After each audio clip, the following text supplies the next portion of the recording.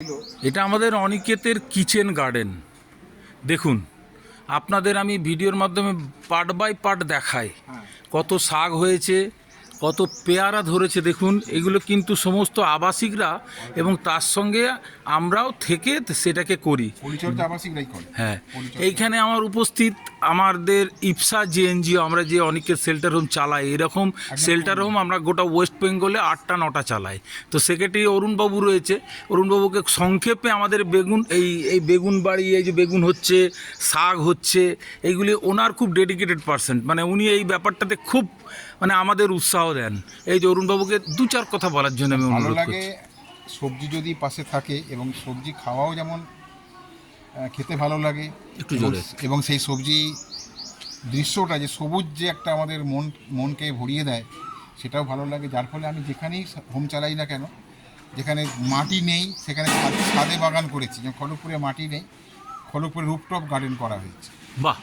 এবং খড়গপুরে মানে আমাদের শেল্টার হোম রয়েছে, শেল্টার হোম আছে খড়গপুরে স্বপ্ননীর, সেখানে আমি রুফটপ গার্ডেন করেছি। সেই রুফটপ গার্ডেনে এত এত এত সবজি হয় এবং এত ভালো মানের সবজি করে এবং সবই অর্গানিক।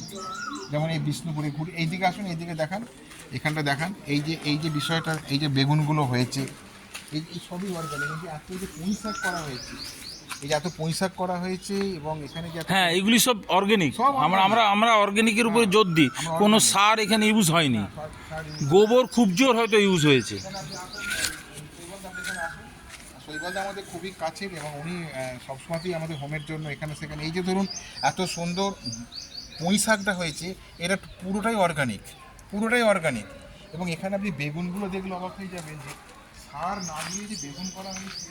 আমি এখানে সকালে ঘুরে ঘুরে দেখছিলাম, আবাসিকরা এত পরিচর্যা করে, এত ভালো পরিচর্যা করে এবং ওদেরকে যেটা বলে দিয়েছি সেইভাবে ওরা এই যে পুনকা শাকগুলো এত সুন্দর হয়েছে।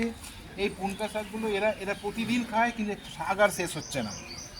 এবং আপনি এখানে আসুন, বেগুনটা দেখা যাবে না। হ্যাঁ, এটা কলা, এটা পুরোটা অর্গানিক, কোনো সার দেওয়া নেই। এই যে সিঙ্গাপুরি কলা গাছ, এটা আমি মুর্শিদাবাদ থেকে কলা গাছটা এনেছিলাম। দেখুন কত সুন্দর কলা গাছটা হয়েছে। এই একটা কিছুদিন পরে এরও কাঁদি হবে, একটা কাঁদি পড়েছে অলরেডি। এটা টিস্যু কালচারের কলা, আপনি এদিকে একটু আসুন, এই একটা কলা গাছ বসিয়েছি, এটাও কিন্তু টিস্যু কালচারে মুর্শিদাবাদ থেকে আনা। ওখানে একটা হোম চালাই আমরা মুর্শিদাবাদে, আমরা বেলডাঙ্গাতেও একটা হোম আমরা চালাই, আমাদের এনজিও ইপসা চালাই, সেখান থেকে আমি গাছটা, সেই গাছগুলোকে আনা হয়েছে। এবার এখানে দেখুন এত বেগুন হয়েছে, আমি সকালে দেখছিলাম ঘুরে ঘুরে। এই পেয়ারা গাছে পেয়ারা হয়েছে এবং পেয়ারাও ধরেছে, এখানে সবই হয়েছে এবং এরা সব নিজেরা পরিশ্রম করে।